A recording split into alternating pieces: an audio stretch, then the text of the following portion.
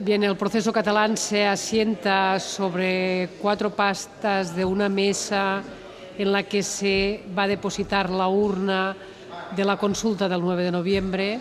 Una primera pata es la pata política, el mandato de las urnas, el mandato democrático sobre el que se asienta la decisión de consultar a la ciudadanía de Cataluña el próximo 9 de noviembre sobre si desea tener un Estado y si desea que este Estado sea un Estado independiente. Esta primera pata política. La segunda pata es un mandato democrático que nace de las urnas del 25 de noviembre del 2012 y que además se asienta también en un acuerdo político de las fuerzas favorables al derecho a decidir y que posibilitaron el acuerdo sobre la pregunta y sobre la fecha de la consulta a la ciudadanía. Una segunda pata es la pata social, este amplio movimiento, mayoría social favorable al derecho a decidir,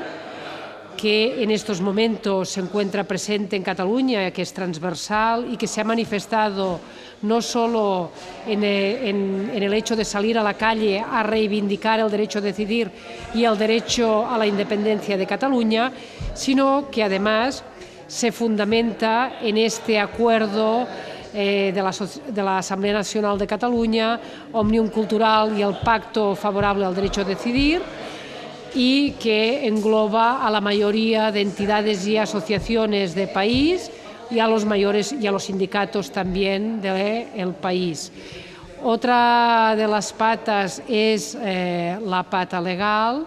es el derecho de autodeterminación que tiene Cataluña, que nace del principio democrático del derecho a decidir, que es esta nueva doctrina jurídica que nace del Tribunal de Justicia Internacional y que es un concepto moderno del derecho a la autodeterminación que obviamente ya no nace de la descolonización, sino de la capacidad que tiene la ciudadanía, que tienen los ciudadanos de un determinado territorio que reúna unas determinadas características, cultura,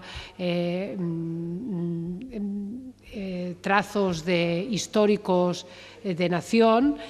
para poder decidir su futuro y independizarse de un Estado. Y por último, la última pata, la cuarta pata sobre la que se asienta la mesa en la que se va a depositar la urna el 9 de noviembre es la logística, la capacidad que tenemos como país de organizar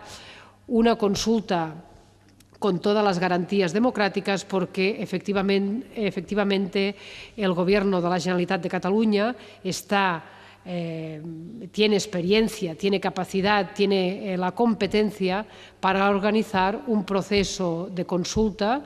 que tenga y que reúna las garantías democráticas, como es un censo, que en este caso no coincide con el censo electoral, la organización de los colegios electorales, la capacidad de constituir las mesas, la capacidad de organizar una comisión que controle las garantías democráticas de la votación y, en definitiva, tiene la capacidad logística para organizar este proceso de consulta, igual que es capaz de organizar los procesos electorales cada vez que los catalanes y las catalanas somos o estamos llamados a las urnas. Por tanto, este es la gran organización